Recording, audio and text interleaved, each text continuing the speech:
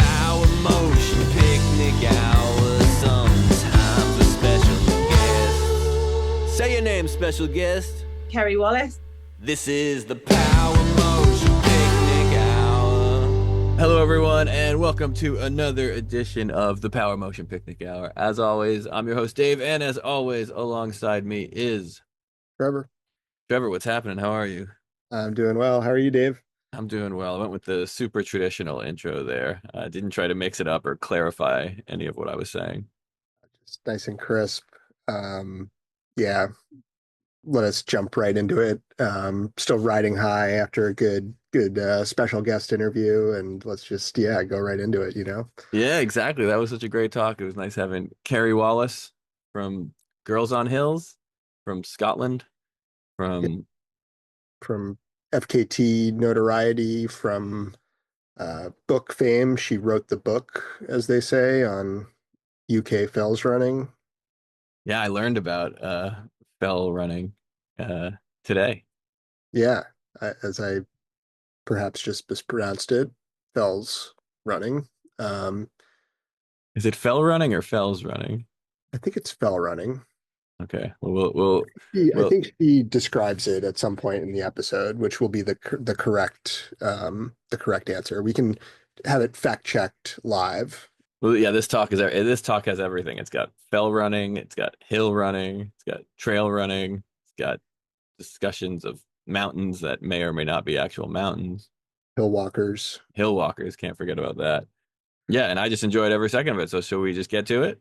Yeah, let's do it. This is the Power Motion Picnic Hour. I was just complaining because it's like 75 degrees Fahrenheit here, which is not that hot, but that's so hot to us. Like, you don't get that hot. So we're all like totally burnt and everything's catching fire. Where are you calling in from? Are you in Glasgow? Scotland. So up in the Highlands. So Glencoe, kind of like 2 hours north of Glasgow. Yeah. Okay. I've been, the farthest north I've been is about 2 hours south of you. So okay, so a little bit more north than that, but yeah. But it's like known, for its rain, right? But now it's just super hot and dry for weeks and weeks. So we were on a high extreme fire alert, which is new for us. So yeah, we don't normally.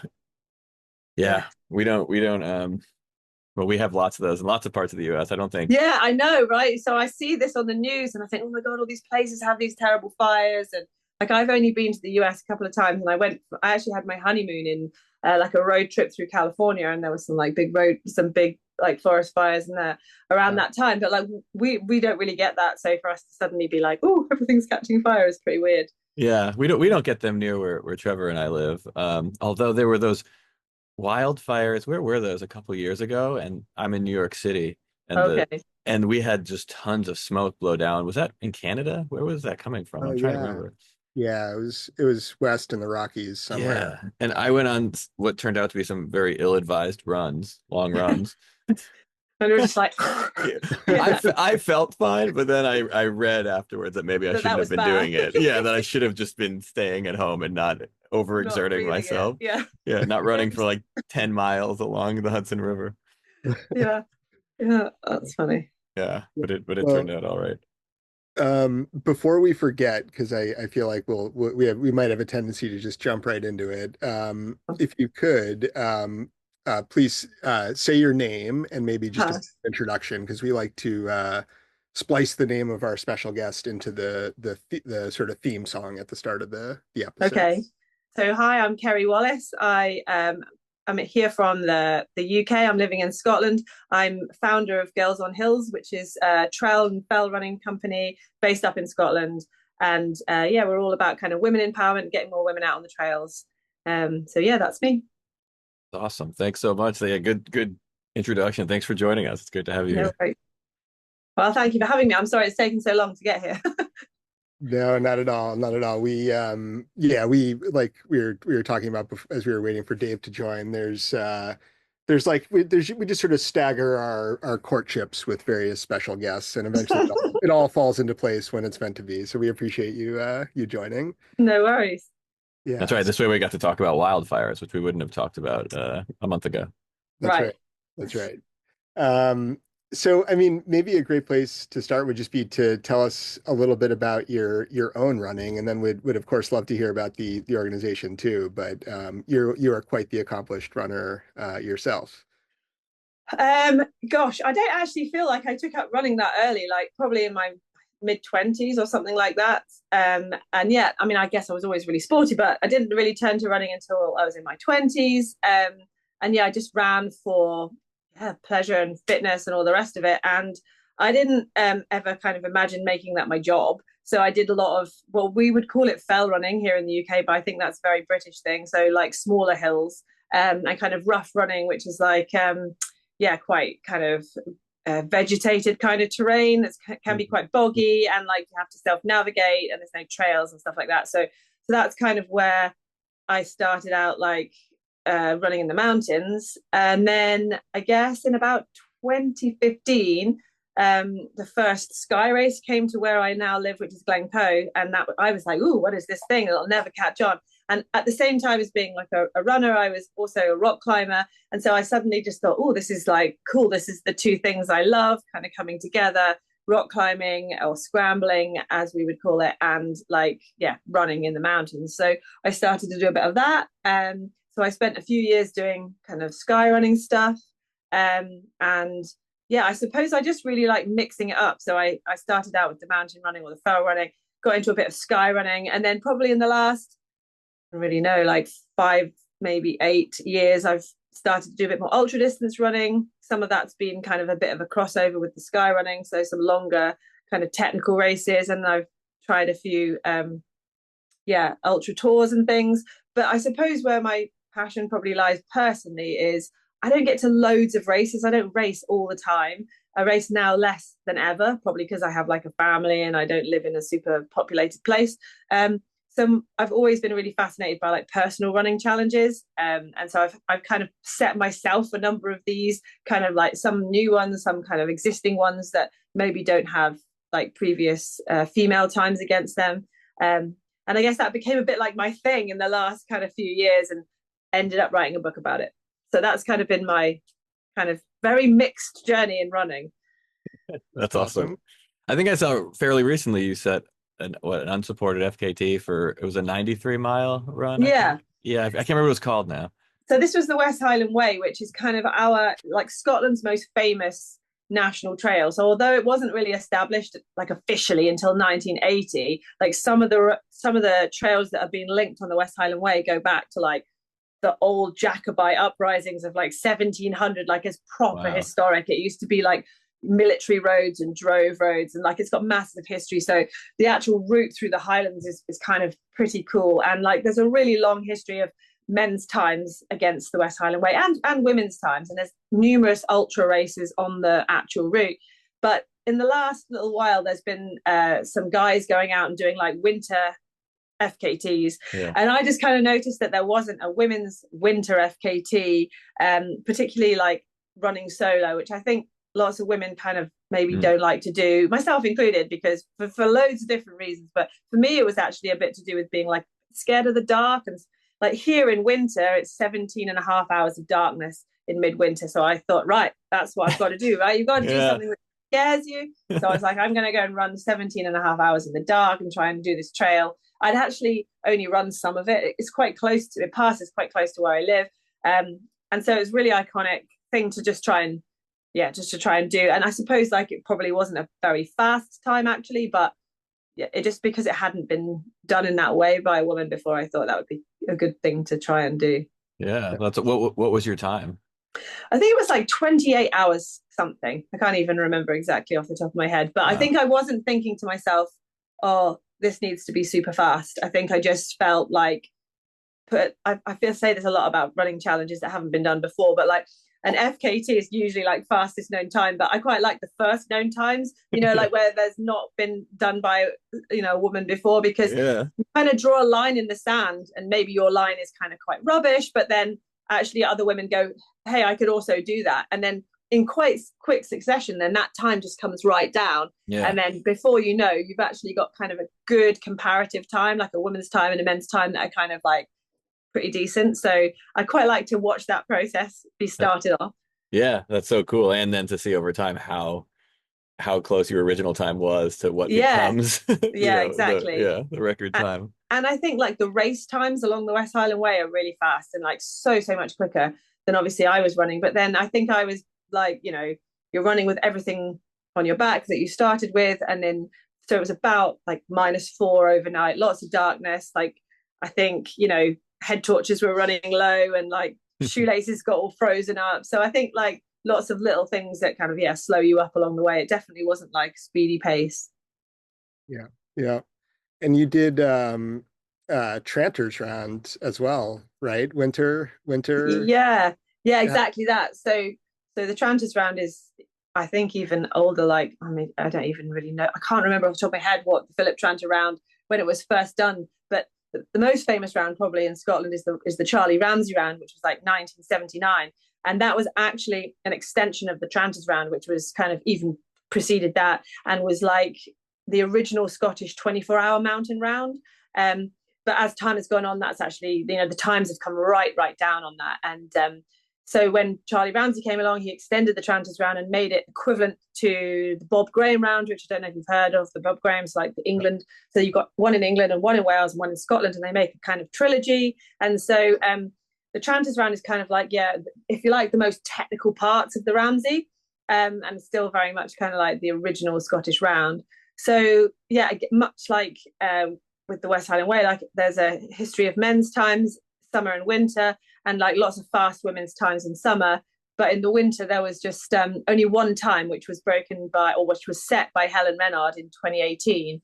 And she's like a really hardcore winter climber, a Scottish winter climber. And I remember thinking, like, oh, she's kind of like a really great climber that does some running, and I'm like, oh, more of a runner that does some climbing. So I was like, oh, that would be really interesting to have a crack at that. But it took me so many tries because Scottish winter just doesn't ever play ball. It's really like fickle and really harsh, and it's really hard to get good running conditions in the winter. So, what conditions are you looking for? good question. So the way that the fell running community kind of define a winter round in the UK is like anything between the 1st of December and the last day of February, which is kind of weird because winter actually goes right through to the end of March, like easily. But that part of winter is kind of like the gnarliest bit of the winter. And the best running is kind of often at the end of the season when it's actually kind of more daylight, the snow's quite consolidated. But you can also get tons of time in that window where there's like no snow or next to no snow, and it's just a bit frosty or something. And I was quite determined that I wasn't going to run it in like thin conditions. I wanted it to be like bona fide winter, like proper winter. So I was kind of looking for something that was like enough snow and ice that I would definitely need axe and crampons, but not so much snow and ice that like couldn't make progress. So it just it was tricky to get that good snow with the good weather, and obviously the supporters and the being injury free and all these other things have to kind of dovetail together, don't they, to make that happen. So it actually took me like the furthest round I got was on my very first try, where I thought, oh, this is going to be a cinch, like I'm going to do this no bother, because I got so far around the first go and it was amazing, and then I had like 4 more tries before I actually managed to pull it together. And take a couple of hours off that time. So I was really chuffed to get that done. That was a bit of a pipe dream, but then also like totally sick of it. That's awesome. Yeah, I think that's one of the like things that's so cool about those FKT endeavors like that, where so many things have to line up, right? And it's all these factors, and some of them are in your control a little bit, but like so much is like timing the weather, being able to actually like do it. You have a life side of doing these things. Totally. You can just like wake up and be like, all right, today, conditions look good, I'm out there. So of those 3 rounds you mentioned, which one is which is your favorite? Which would you recommend? I've always like had a dream of like going and doing one of these rounds someday. Yeah, I definitely would recommend the Tranters round. Maybe not in winter, because it's such a great round. Like run it in summer when it's properly runnable, I think. I mean, it's a bit niche to do it in winter, but like, it's an amazing round in the summer because there's so much like technical mountain running, but it's like not like signposted, or there's no like marked trails or anything like that, but it's quite well worn because it obviously includes like Ben Nevis and all the surrounding mountains. So like it gets a lot of traffic, so you can see where people have been. But then it's also got some really nice like scrambly sections, like some exposure, and it's just a good distance that you can go and run it, like, you know, in 24, like comfortably within 24 hours, and have a really big day out. And it's kind of, so I think it's a brilliant way to see the Scottish Highlands for sure, or what I think is the best part of the Scottish Highlands, which is the west. Do you think Scottish runners are better, more like disposed to handle the cold? Because one thing I love about running is we all get to wear like shorts in the winter, but when I've been to Scotland, it looks like people are already doing that. Yeah, so there is definitely like a kind of, it's really interesting actually. There's like two really opposing schools of thought. You've got the like true runners who like, you know, just definitely want to wear shorts and like a vest as much as possible, irrespective of the weather. And then you've got like the whole mountaineering community, which are completely the other way of like, or you have to have so much stuff and you have to have like all the kit and you mustn't like do this. And it's kind of quite, I don't know, resistant to change, like the way things have gone with like moving fast and light and digital technology and all that. That's really like British and old school, and the two things kind of meet in the middle sometimes and like have a bit of a clash. And I feel sometimes like I'm a bit of like one foot in each camp, because although we don't have like really full-on snowy winters, or we don't have like really super hot summers or the rest of it, what we do have is like super changeable weather and kind of really bad visibility quite a lot of the time. And that, because there's no trails that are like marked and people still use map and compass a lot, that's kind of quite people get caught out, I guess. So that there's kind of like, I can see both sides. Yeah.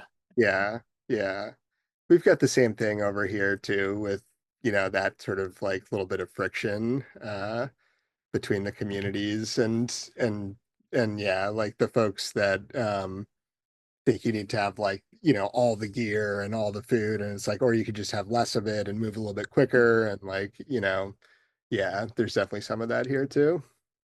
Yeah, it's a kind of interesting crossover. Like I definitely know that when I first heard about the sky running coming to Glencoe, when they first set up the Glencoe skyline, I just remember thinking, wow, that'll never catch on. And at the time, I was like a member of the Glencoe Mountain Rescue Team, and we were all like, ooh, what a terrible idea. But of course, like people, it's not like people are actually sprinting like flat out along these like knife edge ridges. You know, okay, maybe they are at the front, but the rest of us are like, you know, regulating our speed according to like how capable we are and how much we don't want to fall off. So like it's all pretty like sensible. And actually, like most people who are into that situation have been like quite heavily vetted and have like, you know, really experienced. So it's not like just anybody just kind of going along these ridges. And so obviously it turned out to be fine, and it's kind of grown and catching on everywhere. So that's awesome.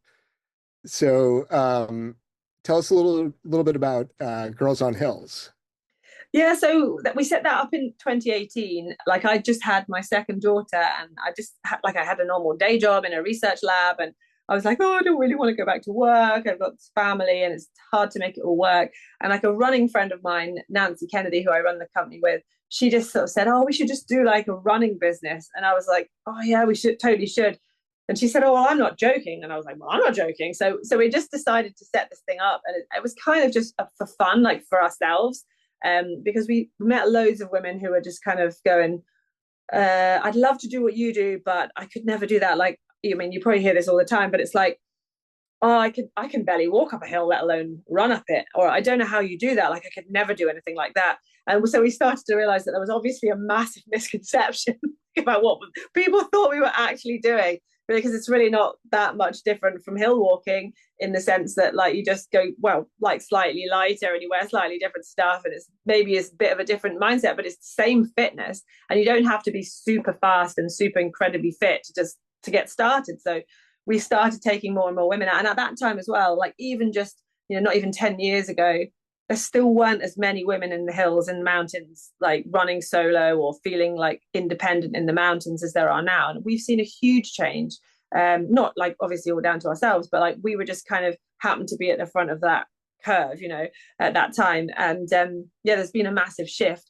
So we started out just taking women out trail running, and then we never expected the kind of uptake. So it just then became teaching navigation and hill walking. We ended up doing sky running and winter skills and ultra running weekends. And we have a few like elite runners on the team. So we work with Nikki Spinks, if you've heard of Nikki, and she like, you know, runs our ultra courses and stuff like that. And yeah, it's just become much bigger than we kind of thought. But it's been really good for like just getting groups of women together and like just I guess just like a bit of a cliche, but like sharing a safe space. And by that I just mean like being able to discuss issues that affect women when they're out in the hills, and just making it really kind of quite supportive and low key, I guess. And that's been really fun at the same time as you know becoming a job. So yeah, that's awesome. It's great to hear the response has been so good too, and the number of runners or hill walkers. Is that a term that we have over here, Trevor? I like that.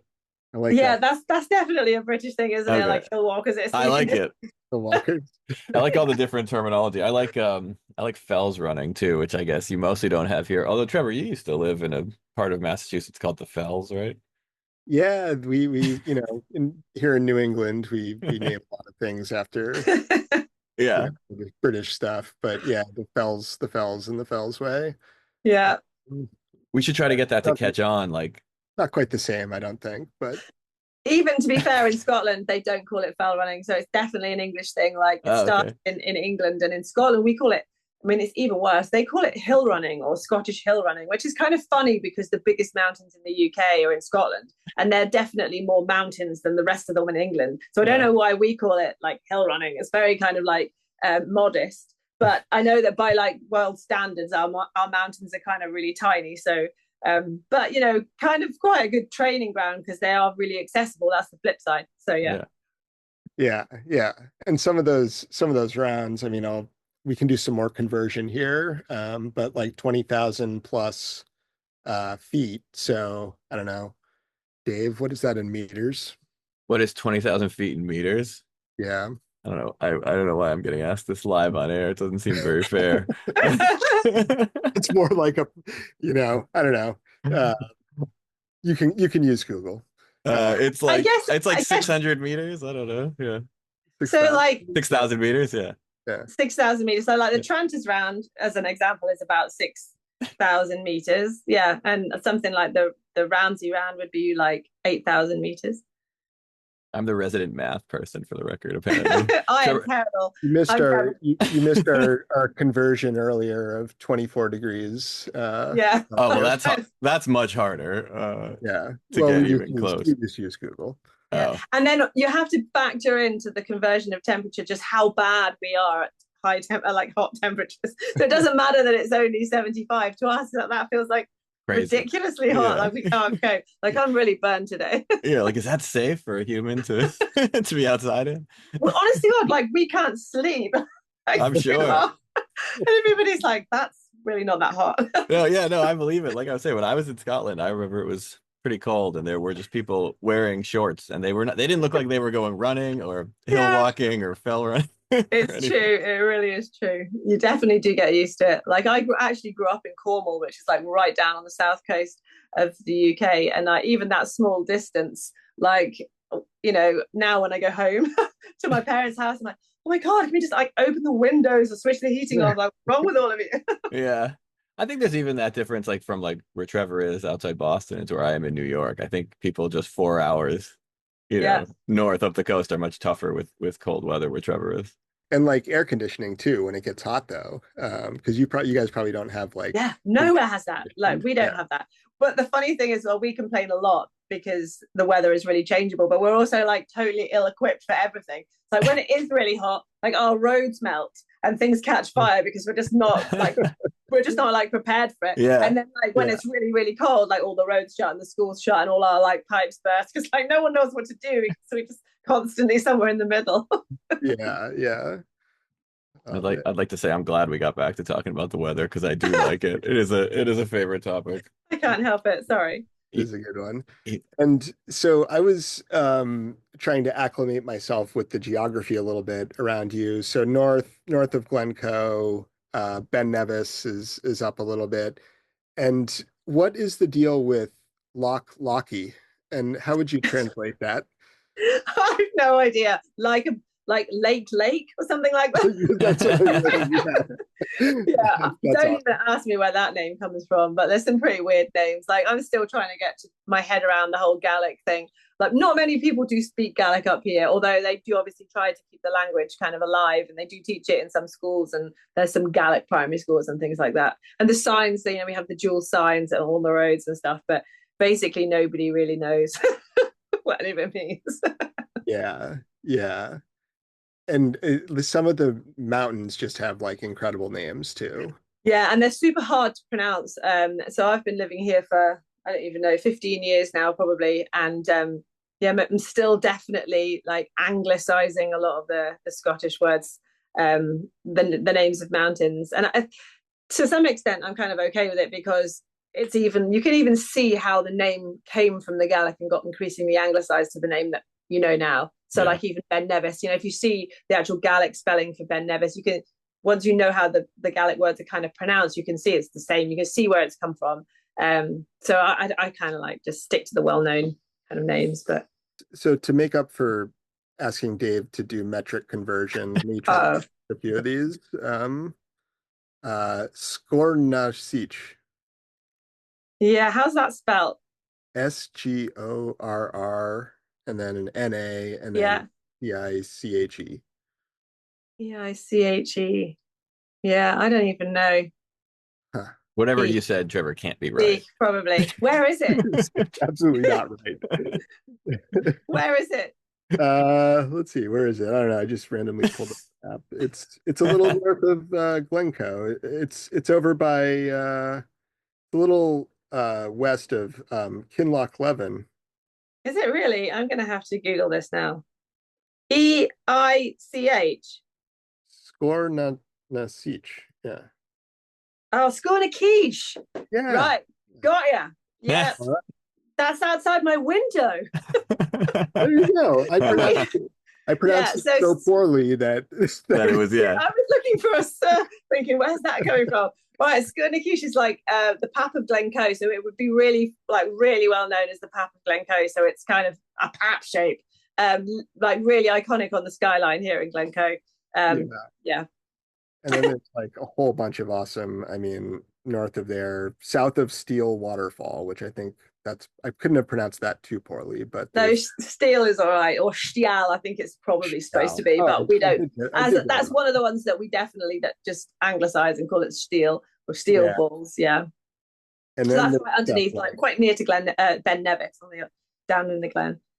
And then south of there's like Na Gragruchin and yeah. So I actually call that Nagruchen, but I'm pretty confident that that's not right. Well, it's more right than whatever I said. Maybe there's definitely some. I think the key thing is just to go with confidence. You know. I like that. That feels like a very English attitude. Yeah, right. Yeah. An English person in Scotland. I'm probably gonna get like struck down now when I go outside the house. Like, yeah. That's what everyone from Cornwall says. Yeah.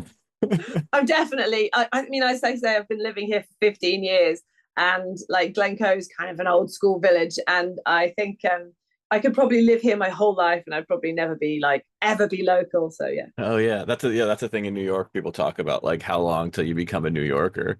But New York has a lot more outsiders, so they have to have some kind of answer to satisfy. Yeah, I think it must be changing. I mean, there's so many more people who live here who aren't from here originally now. Like it's pretty. Yeah, there's much more diversity than there has been in the past. So I'm hopeful. I'll gradually get accepted. Oh, good. Yeah. Well, I would approve. I mean, but I have no vote. So one thing I would like to talk about before we run out of time, because time is flying by as it always does on this show, because at least for me, because I have a great time. But should we talk about Scottish music and what Scottish music would be good for running? Do you have any favorite Scottish bands? And by Scottish music, I mean modern music. And by modern music, I mean 30 years ago. Yeah. Okay. So I'm not good with Scottish music, I have to say. As I kind of mentioned, I grew up in England, and so when I moved to the Highlands, I had already kind of got myself into, I don't know, the sort of music that I listen to. But do you know what I did notice when I moved here is that they do really still love their trad Scottish music, like almost like Kaylee music, you know. Yeah. And more recently, I've heard some kind of like quite good, well, like, to me, I think it's good, but like really kind of like modernized, like trad Scottish music. So you've got like fiddles and things like that, but you've almost got a kind of, I don't know, almost like dance track or some kind of like drum and bassy type thing going on, like a really kind of, I'm not like up with it enough to know, like, to name a band for you, but there's a really nice kind of modern traditional Scottish music sort of vibe that you can check out, because it's pretty cool. Oh, cool. I'll look it up and try to edit some of the episode. I'm thinking of like, let me just see where she's from, because I might be like wrong about this, but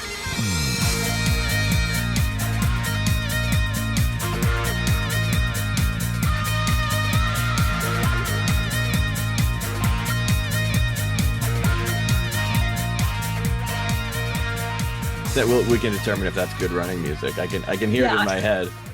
Yeah, you'll have maybe I'll have to send you one on by email, because there's quite a lot of like festivals, like quite remote rural festivals that kind of have a really good, like a good following, but they're all just kind of like, I don't know, kind of like underground bands that I don't really know about. Yeah. And there's a lot of local bands that play. Yeah. That's cool. That's awesome. Yeah, I mean, what's really cool is like the kids learn, like, I mean, my daughter's like 8, and she's like, fiddle is part of the school. They learn it at school for free. So yeah, that's cool. That's awesome. Yeah. They say fiddle, not violin. Yes, they do. Yeah. I once had someone tell me, you know, what's the difference between a fiddle and a violin? And a fiddle is a violin you can spill beer on. Great answer. Yeah, really great answer. Yeah, and like even just like at home, like, you know, my husband like plays a bit of guitar, and they have like a jam night, and people come over, and it's like jamming fiddle with guitar, and like, yeah, just think it's not something that ever happened where I grew up in the West Country. Like nobody just like went, oh, I'll go to a jam night and bring my fiddle. Like it just wasn't a thing. So it's quite cool. That's awesome. Very cool. Mandatory fiddle. Yeah. Cool. Awesome. Well, how are we doing on time, Dave? I was going to give an update. We have 4.5 minutes left. So I thought we were down to like the final second. No, I'm trying to give the warning a little sooner so that people can get emotionally prepared when it cuts us off automatically. Yeah. And we don't have another episode where somebody's like cut off mid-sentence. Ends, which has happened. We want to get the important stuff out. So if we do get cut off mid-sentence, it's fine. Yeah. Whatever we're talking for the third talk about the weather, we can get cut off mid-sentence. That's acceptable. They're going into another. I can't help it. It's just one of those go-to things you do, especially when you come from the UK. You just have to constantly talk about the weather because it's our favorite conversation. Yeah. Is there anything else important we haven't covered yet? Anything you want to share with our listeners, Keri? Not really, other than like, I guess if people are thinking of traveling to the UK, then like I wrote a book about running challenges. So that was with Vertebrate Publishing. It's basically 100 of the best, in my opinion, the best runs in England, Scotland, and Wales. And the idea there is kind of everything from like, is trying to make it super accessible, because that's accessibility and like diversity and inclusivity has been a big part of what we've been trying to do with Girls on Hills. So the book is like, what is a challenge? You know, to me, it's something that you don't really know the outcome. You don't know if you can do it, right? It doesn't have to be a particular length of time or particular speed or distance, but then that's different for different people. So the book starts out with really short runs, like 5Ks, like really kind of well-known or popular, like 5K runs, and builds up to like small mountain rounds, and then like bigger kind of really well-known mountains, sometimes big races, like mountain races, and then builds up to come up some of the UK's kind of most, I guess, well-known kind of bucket list challenges, things like the Monroe's Round, or the Wainwright's Round, or the Joggle, which for us is like John O'Groats to Land End, so like the length of the UK, and just kind of, I'm hoping that at the end of each section, the end of each region, there'll be something that like most of us will never do, and then somewhere in the middle is something for everyone. So definitely, like, if people are ever in the UK looking for stuff to run, then that's a kind of cool place to start. For sure, that's very cool. The fact that you have an opinion on 100 different, shows that it's worth checking out. And well, it kind of came out of the COVID thing when like actually everybody stopped being able to do events. And I don't know if it happened where you were, but like here, everybody just was, well, obviously we were restricted to where we could physically go, but then everybody's like laser just turned onto their like local trails, and everyone was like, what can I do that's good around me where I live? And everyone started to look like more closely at the race, well, not even the races, but the mountains, the trails, the terrain around where they were from. And the whole kind of FKT thing just started like crashing, masses of FKTs like falling all over the place because everybody couldn't race, so that became the thing. And actually the book was meant to come out around that time, but you know, COVID just kind of like shut the world down, so everything took ages to come out, so it didn't come out until last year. But I still think it's you know, forged a kind of greater appreciation for personal running challenges rather than just always racing. That sounds awesome. I gotta read it. I think I was trying to think. I think I've only done one run in the UK, but I had no idea where to go. It was a great run nevertheless, but that was a little bit because of luck, I guess. Um, Yeah, I guess like it's, you know, as countries go around the world, it's not got, I guess maybe looking in from the outside, you'd think there's not much green spaces, or there's not, like maybe it doesn't have the most extreme kind of terrain. But I guess it does have like a lot of history, and some of these routes go back a really long way, and therefore they have kind of like a, you know, like a, what's the word I'm looking for? Like a history of people running them, like a people have set that precedent before, so you're kind of stepping in other people's yeah, you know, in other people's trails and kind of being a part of that. So it's kind of nice to explore the country that way. I love that. All right, gang, we got 10 seconds left, so good. I have to thank Keri. Thank you so much for coming on talking with us. This No was worries, really thank you great. so much for having me. This is the Power Motion Picnic Hour. Thanks so much, Keri, for coming on. That was awesome. That was a ton of fun. Yeah, that was amazing. Thanks so much, Keri. Loved having you on. Even if it took us, I don't know, 18 months to coordinate, it was all worth it in the end, as we knew it would be. Yeah, we'd been talking to Keri behind the scenes for a while, right, about coming on as special guest. Yeah, yeah. And we just appreciate her patience and persistence and eventually coming on and having just a grand old time, I think. Yeah, exactly. As we say, it's not a sprint, it's a marathon, or as they say in Scotland, it's just a walk in the hills. Yeah, it's a long hill walk of an iconic round. As the saying goes. Yes, yes.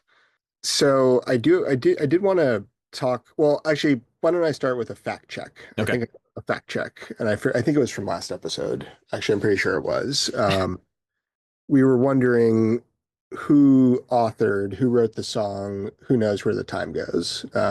Actually, the title of our last episode, as I believe. Okay. And it was indeed Sandy Denny.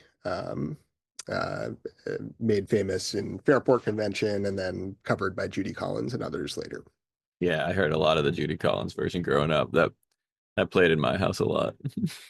Haunting, beautiful. So anyway, nice work, Sandy. Good songwriting out there. Yeah.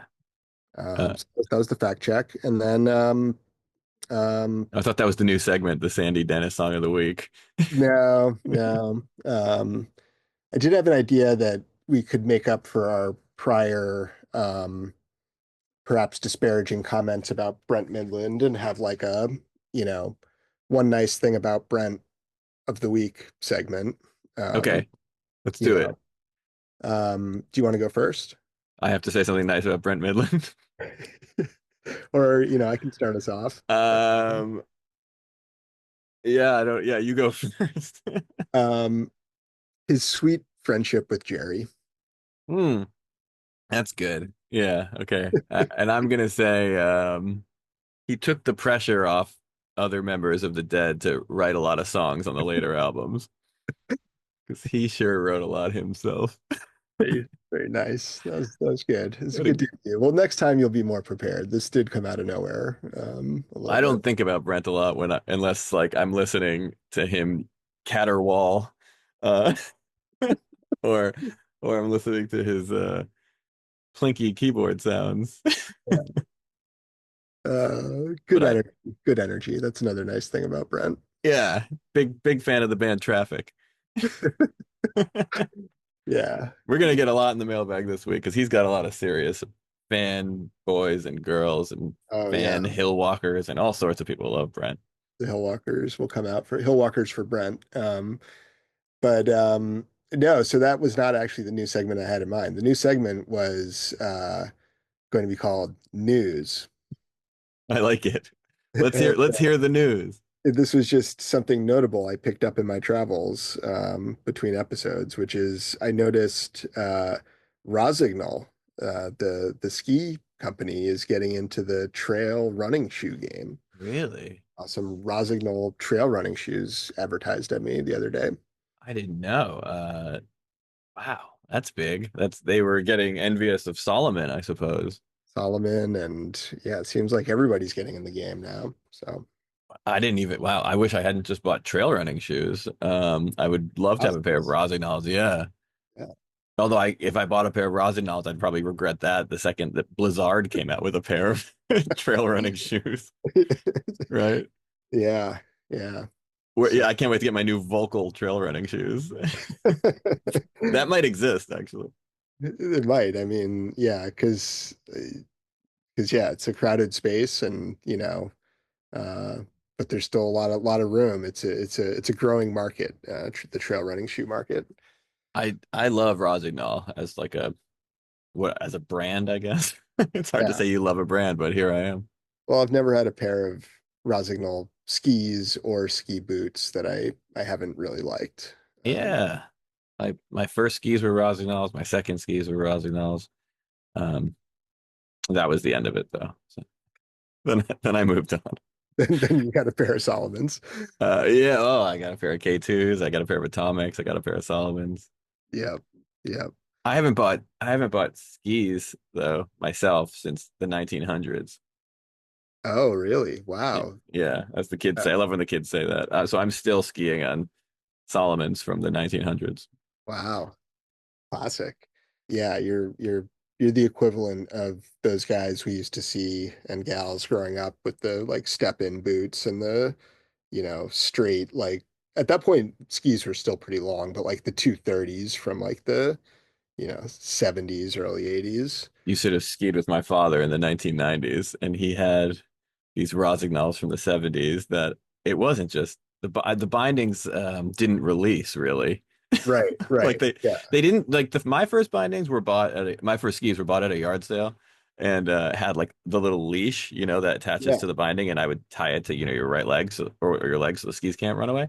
But my father's were pre that, and they just had leather straps that you just wrapped all around your boots. So if you fell, you would just break your legs. Yeah. Yeah. Um, yeah, it took a while. The invention of the Yeah. brake on the bindings came, the sort of automatic release brake wasn't for a few years later, until a few years later. So those were some gnarly times. Just crank. I don't even know if they have the concept of like din, but just crank those things tight, make sure they don't come off the boot. Yeah, and exactly. And even though I got my second pair at 9 years old, and those were actually new, and I got a new pair of Rosignol's, but like I think like to compensate for the fact that I had new fancy pants skis, my father made me get 170s when I was 9, and I was a short kid. Like, so I know it's not really comparable to ski length today Yeah. because like they're fatter now and you don't want the same length you used to have, but that Well, was yeah, way too long. yeah, you'd feel pretty good today on. I mean, you'd probably want a longer pair slightly, but you'd feel all right on a pair of 170s today. I mean, Or my skis fatter. that I have now are 177s. Yeah, exactly. Um, so anyway, yeah, that was the big news of the week. That's big news. I love it. I'm gonna edit in a cool little news alert sound right here. Oh, nice. That's Yeah, there it was. Um, we forgot to mention something last week, which was a new segment we invented the first episode of this season, where we said we would determine a goal guest, right? That's what we said. Like we have a goal yeah, this season to yeah, get a certain guest. And I said we would determine who that was by the end of episode 3, but I would like to suggest right. we extend that because I'm not prepared. I'm not either. I'm glad you brought it up though, because I did want to revisit that as well. it's a very non-traditional season for us where we recorded the first two episodes, I guess, before releasing one. We've always had a release prior to the next one. So Yeah. yeah, it's rather odd because we've recorded the last episode 2 of season 5, but we just released episode 1 as we record episode 3. We're confusing ourselves. Yes. It's reminiscent of the old Mr. Show sketch that I think we maybe referenced before, where he does the pre-taped live call-in show, and people keep calling in to talk about the previous week's episode, the questions. Anyway, we're living through a bit of that ourselves, and maybe we'll even take calls on the air one episode, but One day. Yeah. when we can figure out the technology. Just give Matt Farley a ring and tell him to patch us in. Yeah. He's got our number. He's got my number anyway. Put us through, We'll Matt. figure it out. All right. Well, is that all the news? Is there anything else? So we're just gonna punt. We're gonna punt Yeah.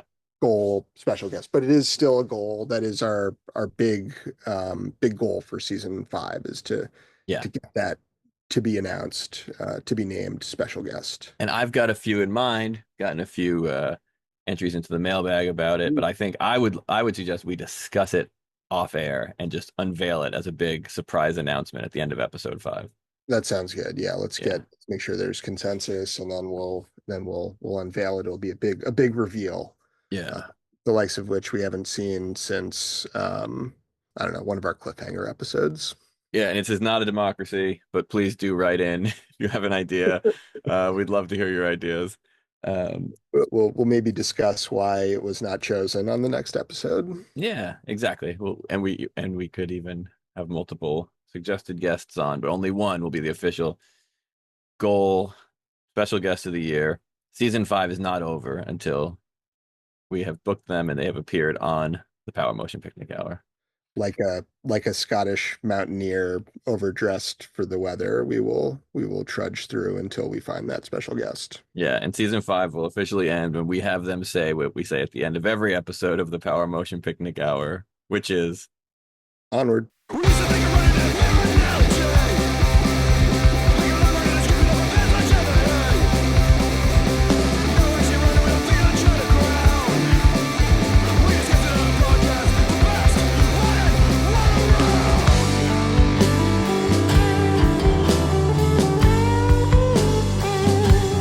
This is the Power Motion Picnic Hour, your favorite of the few, with a mile of opinions that we'll gladly share with you. This is the Power Motion Picnic Hour, you deserve nothing less. The Power Motion Picnic Hour, sometimes with special guests. Say your name, special guest. Keri Wallace. This is the Power